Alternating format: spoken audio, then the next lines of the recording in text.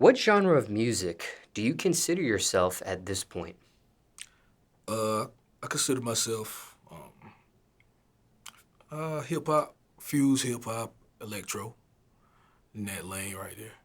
Yeah, A little bit more to one of those. probably a little bit more right now. I'm aiming more to hip hop rap right now. Okay. Uh, Now, do you remember your first song or what you were rapping about back then? yeah, yeah. My first song was a song called "Under Siege," and it was with a group I had called Dark Waters.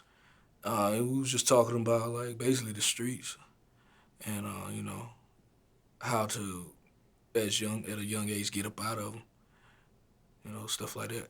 What age were you at the time when you created that? I was 17, And were any of those lyrics true back then?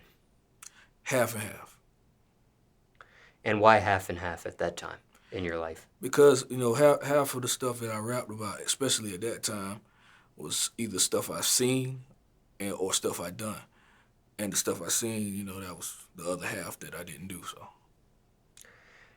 Now, how did you release that song back then? I released it on CD. Yeah, and we had a whole album out called Dark Waters Under Siege, and that's when I started my independent run with the music, and we sold them out the back of the trunk and out of a convenience store across from my high school. Do you know how many you ended up selling? We ended up selling between probably about 6 months. We did like 50,000. How much money did that generate back then? Back then, cause I was selling them only for $5 a piece, so it was probably around about like 50,000 times yeah, $5? yeah, $250,000? yeah. So it was around there. And it was a But group I of had to, of course, invest back into getting studio equipment and things like that. and it was a group of you, so you had to split that too, I imagine. Yeah, yeah. Even though it was released on compact disc back then, is that song digitally available right now if people want to hear it? No, it's gone. Finito. Did it ever make the light of day digitally or no? No, no. It was so because at that time in my life, everything was transitioning because I came in at the tail end of the CD era, and everything starts changing to MP3s and things like that. So yeah. What was the reaction to that song back then when you released it? Oh, it was a good reaction because nobody was really doing too much. I mean, they was rapping, but they weren't really selling their product. So when we came out and sold the product, everybody was going crazy over it. It never met the club or nothing like that, but it was just in the streets, hand in hand. Did your parents hear that song? Yeah, What was their thoughts? they didn't care. It was cool with it. They loved it just because I was doing something positive. What'd they think about the lyrics? It was cool with it. Yeah. And to clarify, was this the first song you ever recorded or released? That was the first song I released. The first song I recorded. I probably even forgot the name of it, but it was more so. It was a demo at the time, and it was like an instrumental. I think I rapped over we rapped over the Outkast song Jezebel, and it was on a boom box. We didn't even have a 4-track or nothing, that type recording or nothing like that. We just spit it over a boom box and put it together, and that was it. We thought we had a demo. Now, when it came to the group, why didn't things work out? Uh, Everybody went their separate ways. We all remained friends, but back then I don't think that people understood the groundwork and the grind and the passion that they had to have to be in this game. So, like most people do, they fall away from it and do whatever they do with their life, and there remains me. And how many group members were there total? It was 4 of us. And did you initiate the exit? It was kind of one of those things. I never kicked anybody out or nothing like that. It was just kind of one of those things like, hey, he's doing that thing, and he's not coming to the studio, and he's moving here, and he's not coming to. Okay, I got to do what I got to do because I'm really trying to do it. So, all right, peace. Let's keep it moving. Any regrets or right decision looking back at things? Nah, I never regret anything that happened because I wouldn't be here today if I had regrets on everything. Was that the only group you were ever a part of in your music career? Nah, I had two more groups, but by that time I had started my label, and it was just kind of collaborative things I was doing within artists I had on my label. Is that label still in existence today or no? Yes, What's it called? Woodboy Digital. Back then it was Woodboy Entertainment, but we switched it up and built the business model better and changed it to Woodboy Digital. Who came up with the name? Oh, I did. And what was the meaning behind it? We live in the woods. My brother at the time, he had a tattoo, he had Woodboy on it, and I just figured, because I used to have a company called TRAW City at one point. And we switched that up because there was a lot of things like gang affiliations and things like that. And, you know, people was tatting that name on them. So, you know, it was going to lead to cases and stuff like that. So I had to change that up to build a new business model so I could stay clean and all that. And, yeah, and then we came up with a name because we live in the woods out there in Raeford. When you mention a brother, are you just using the phrase brother, or was this your biological brother? That's biological. It's one of my producers. Same mother, same father? Yeah, And who's older between you two? I'm older. And how far apart in years? 6 years. And care to share his producer name? Get it, cuz. Go get y'all some of them beats y'all want to. When it came to music, between you two, who got into music first? Oh, I did. I did, and he took a liking to it because I had him rapping, him and one of his partners, and I built the group out of them, and they did real good on the streets as well whenever we sold those. So you were involved in two more groups. Care to share those names? Yeah, one of them we never got to release, and that's kind of currently going on now. We might be doing something next year. It's called Regular. And the one before that was called, we just called it Woodfire. And it was three of us. It was me, Yodo Dodo, one of my partners, DJ Yodo now, back in North Carolina, and Red Venom. And explain this group Regular. Regular, we actually did release a song called Hold Up. And Regular is just a group that we just talk about the most regular stuff that goes on people, like none of the flashy stuff, none of the glamorous stuff, just everyday paying bills. And we just say we're going to be as simple as we possibly can.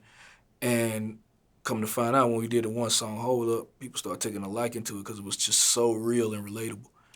And who are the members in that? It's just me and DJ Yodo. Yeah. So currently, that's the only group that is still in existence today. Right. Correct. Why were you part of so many groups? Sometimes people become a part of one group and that's it, never again for them. It's only because I was already bringing out a lot of solos, and it was just ideas that came up to the point where we was like, maybe I should put this group together because people liked us when we featured on songs together. And they said, okay, let's make this a group and see if that can turn some money around or see if the people will like it. And that's how it came about. Most of the time it's just, if we had good camaraderie and everything and it was good music on features, then we said, let's make it a group and people will like that too. Do you prefer to be a solo artist or a group member? I prefer solo, but I don't mind group because it gives different perspective to things whenever you're in a group, and it takes a little bit less work. Give me the pros and cons of a Group? solo recording artist versus being a group member. Well, the pros of the solo artist, you don't have to wait for anyone, and you can just go to work, go in the studio, knock it out. And I'm a businessman, so I just put all my campaign together on my own. When you're dealing with a group, I stick with the cons. The cons of being a solo artist is it's the same thing. You have to do all those things, you know what I mean? You can't really rely on nobody. But since I ran a label, it didn't really bother me too much. But the pros of being in a group, you get songs done quicker, way quicker, because you have less things to work on. And the cons is just getting everybody together and being on time and little things like that.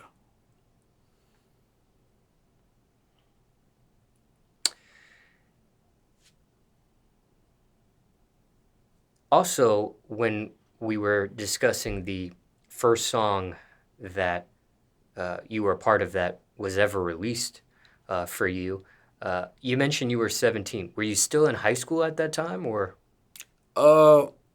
No. I had graduated. And it was around in the summer. And care to share the name of that high school you graduated from? Hoke County High School. It's the only high school in Raeford, North Carolina. Now, for time reference, it's October 2021 now, but what's your creative process like these days? A lot of times I do a lot of concept projects that have storylines. I get with my producers. I have ideas. I get with my producers and see which one can come up with this, the sounds and the sonics of the direction that I'm going in.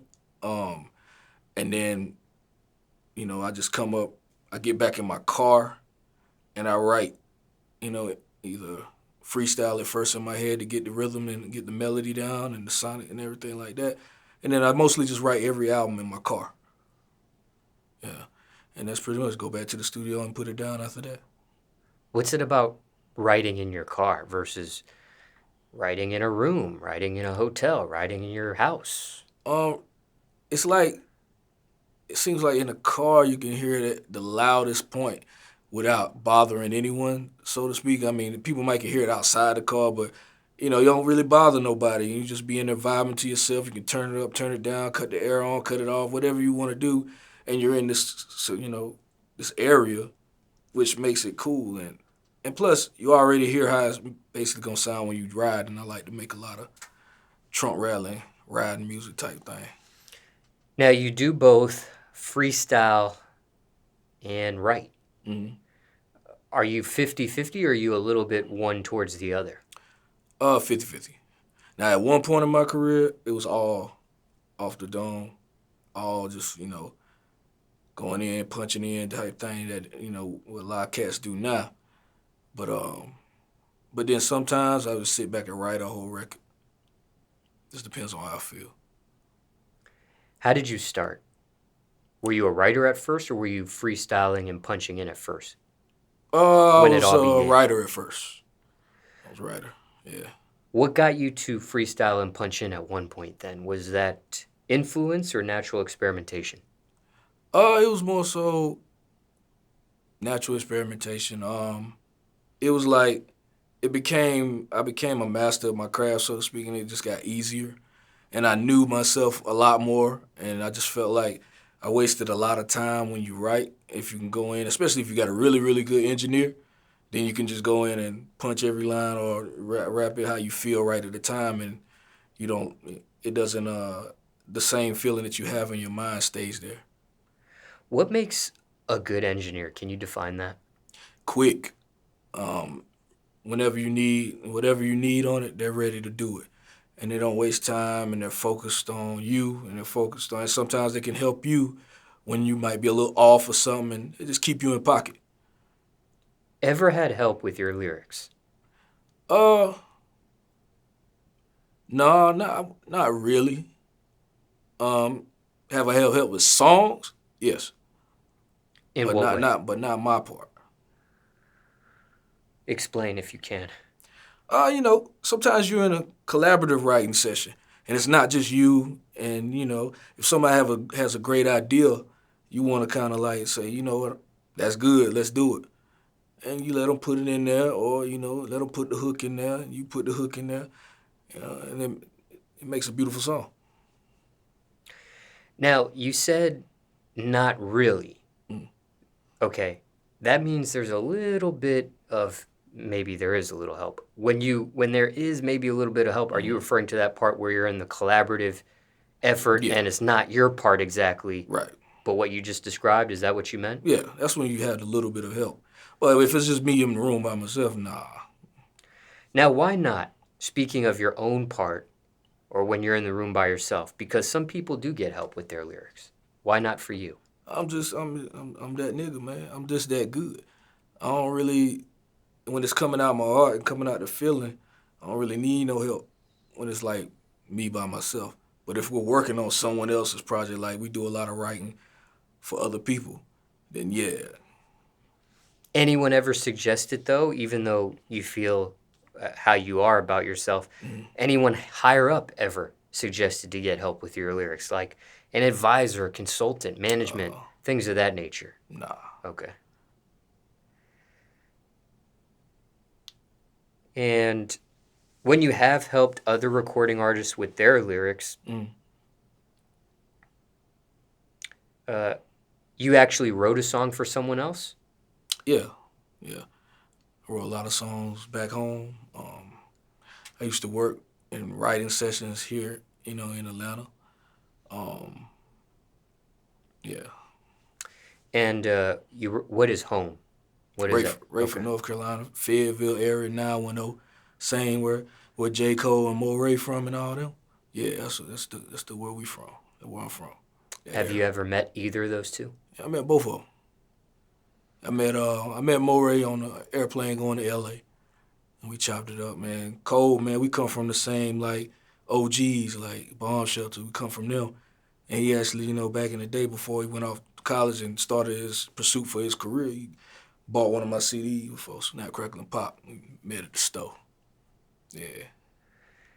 When it came to Morray and you met him on an airplane, was this before his Interscope situation and things of that nature, or was that after? Nah, it was after. But like we talked in DMs before that, cause it all happened so fast, and we supposed to do a song together. So we'll see if that happens. Though he's doing his thing right now.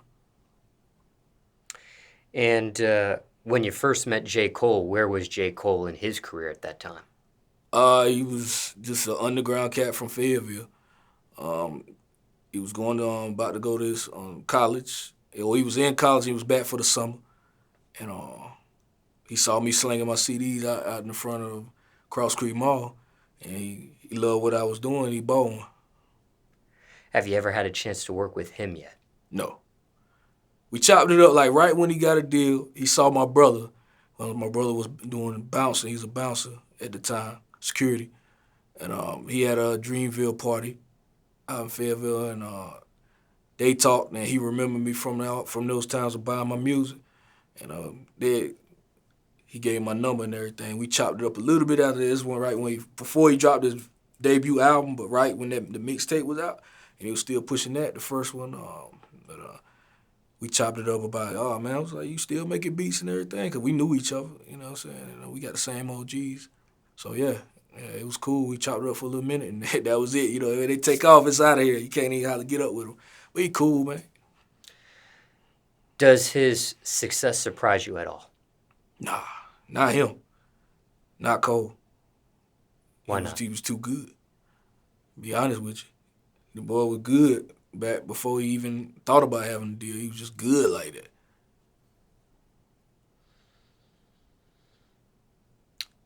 Now, when it comes to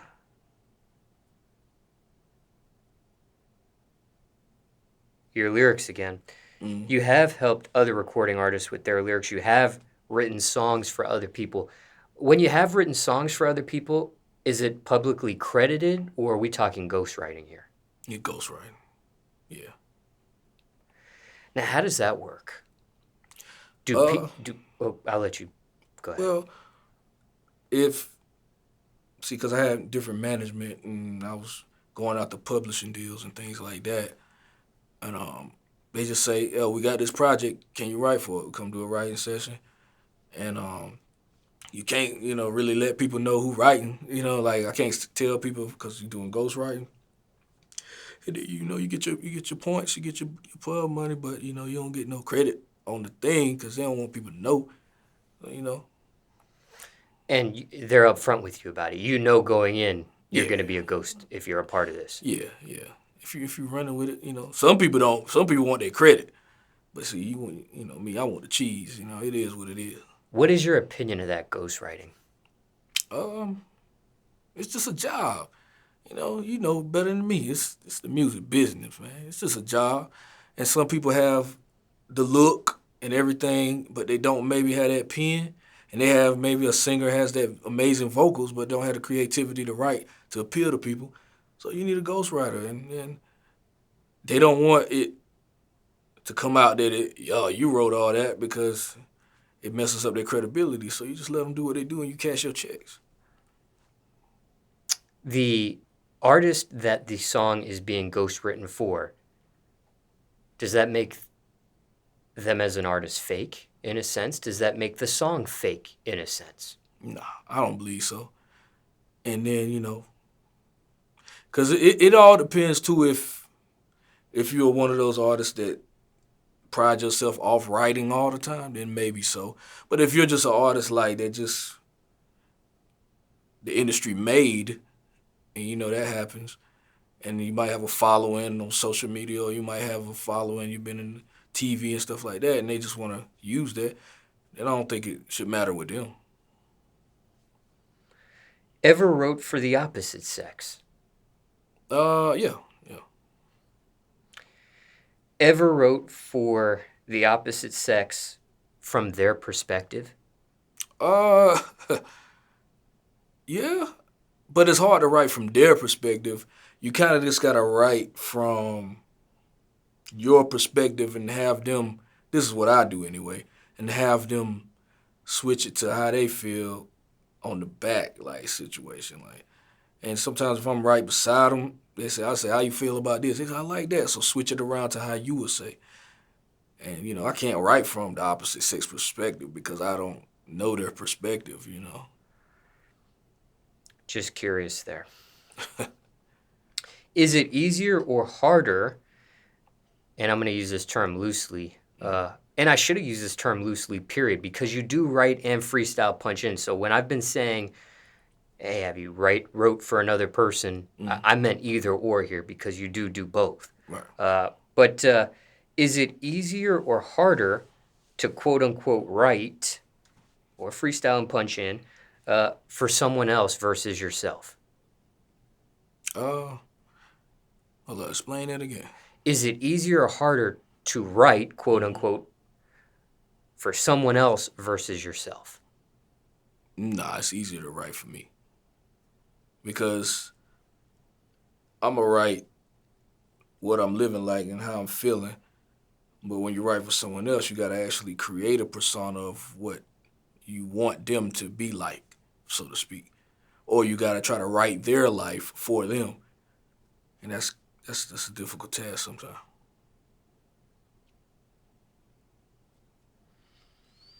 When it comes to your own personal lyrics, at this point, how honest are they?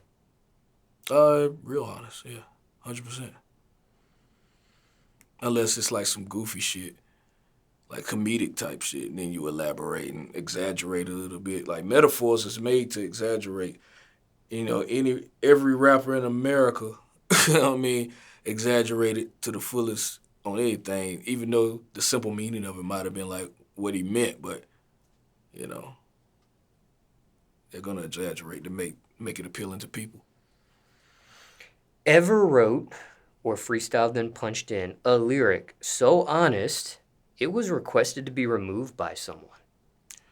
Yeah, it was requested to be removed by myself because I felt like at the time, it would have been too real to release that person's what I thought about them. So I cut it off, or I didn't release the song. Did you make the right or wrong decision there? I made the right decision. Yeah. And why do you say that? Because it would have at the time we would have put the person probably in a frenzy of hurt, and I didn't want to have that on my conscience, so I felt better about it.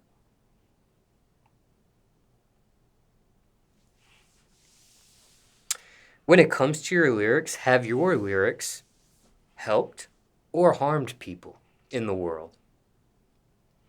I say helped because I got this thing. I'm a mutator, man. I mutivate the people. You know what I'm saying? My mutate movement is crazy. It's like, and people like to be motivated by me. Explain that. Well, you gotta have that ooze, man. If you got that ooze, it's gonna switch you up. You know what I'm saying? If you rarely switch up, you gotta get that ooze in you. Get that ooze in you, it's gonna mutate you. Mutation means change, and everybody wants to mutate, and that's what 3D's about. And when you say your lyrics have helped people, is that a self-assessment or is there evidence of this? Yeah, it's evidence. Evidence. Back in my, I mean, you gotta think about it. When I started doing this, man, there weren't a lot of people really rapping or putting their stuff out, and now everybody like kind of looks up to the movement that I put down. And it took a long time to put it down solid like that. So now they respecting game. Has your music saved any lives? I don't know that, but I've heard people say that it enlightened their life. It made their life easier listening to me because I took their mind off of whatever they was dealing with at the time. Have you ever felt any regret or remorse over past lyrics? Uh, nah, no. Now, from start to finish, what's the average length of time you spend on creating a song? Uh, if it's a really easy song, really a good song that I'm feeling, it probably won't take me about 10, 15 minutes to get it done. And that's even if I'm in the studio and I'm vibing, or in my car and I'm vibing. If I'm in the studio and I'm vibing and I put it down, then we engineers right there, we in the booth and it's done. Probably 10, 15, no more than 20 minutes. Now, I know you do write and freestyle and punch in, so I'm going to use this term loosely because it'll refer to either here, but the idea is still generally the same. Writer's block. That time you're stuck on a thought, stuck on an idea. How do you deal with, well, first, how often does that happen, if any? It doesn't really happen often because writing is easy to me because I don't really take it too serious. It's like I feel like people get writer's block when they're taking it too serious and technical. I just get in there and say what's on my mind and how I feel, and I'm a very vocal person on how I feel, and I just put it in rhyme form and it just comes out. If it does happen, though, how do you cope with it? Writer's block, that feeling of writer's block. Oh shit, I wouldn't know. I'm saying because I can't say nothing that I ain't went through like that. When it comes to writing your lyrics, are you writing on an actual paper pad with a pen or pencil, or are you writing these days on your phone type of thing? I do everything. Depends on the mood. Sometimes I want the feeling of the paper with the pen. Sometimes I want to type it in the phone. It just depends on how I feel at the time. Is it 50-50 or is it more one way versus the other? It's probably more percent with the phone at this point. But then sometimes I get a chance. I'm like, let me break out a notebook and write.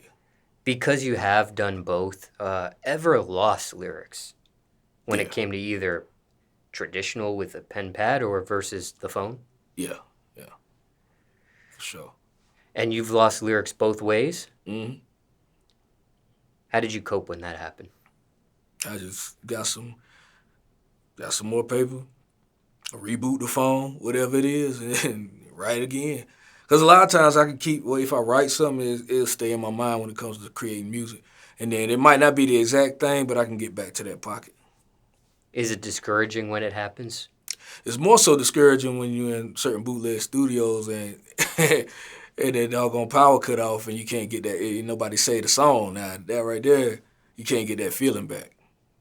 But not no rhyme. You ever quit because of that? Nah, I'm not no quitter. Have you ever gotten emotional creating or recording a song Yeah, yeah, to the point you shed a tear? yeah, yeah. And is that creating or recording specifically? That's just creating.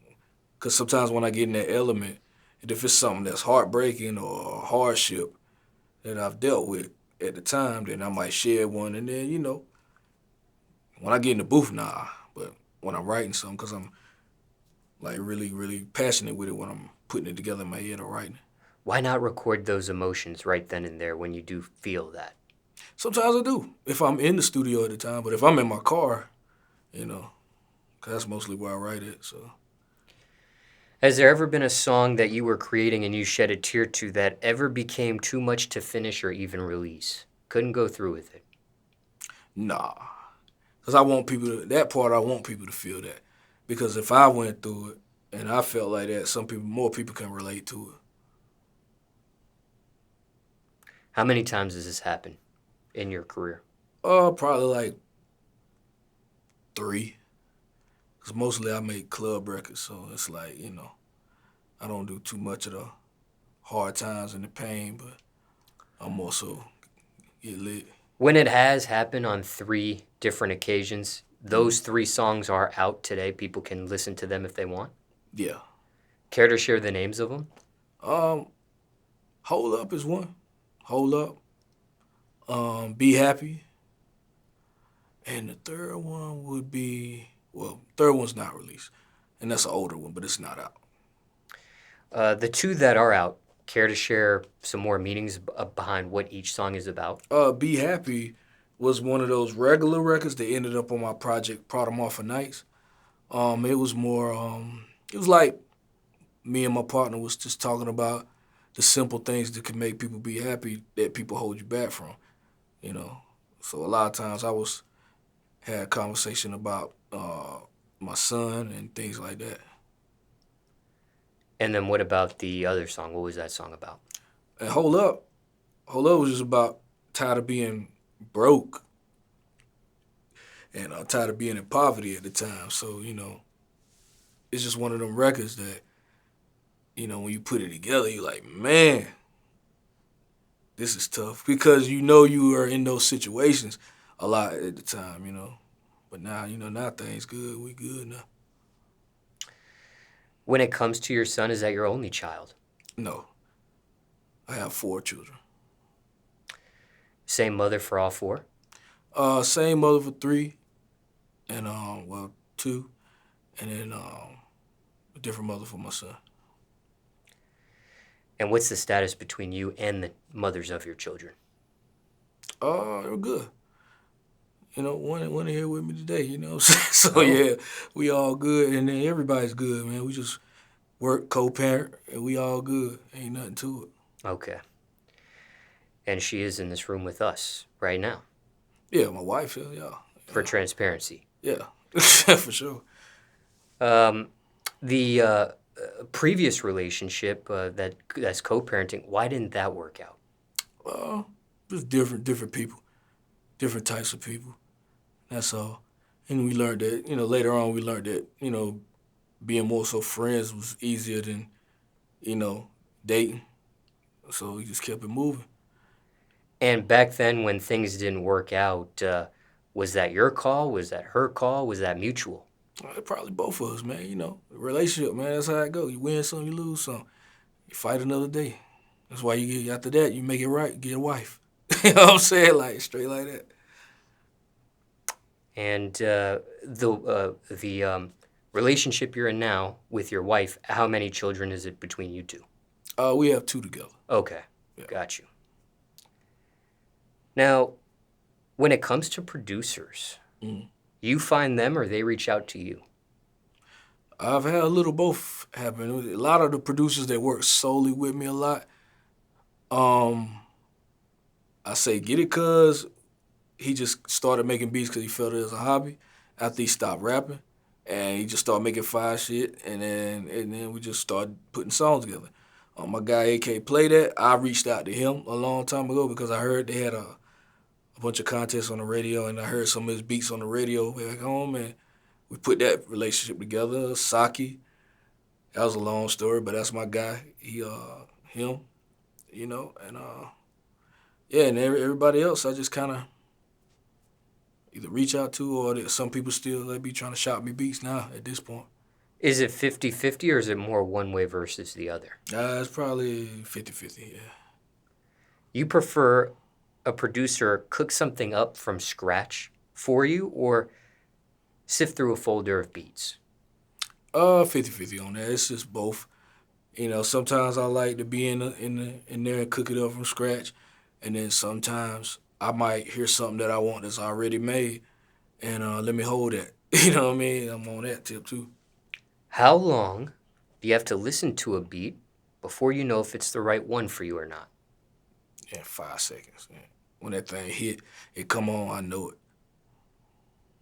Have you ever passed on a beat for whatever reason and it ended up becoming a bigger song for someone else? Nah, I never did that one, but I passed on plenty of beats. But nah, nothing ever became big after that one.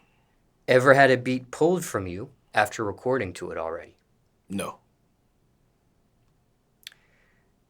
Now we're wrapping things up here, but is there an overall message with your music? Yeah.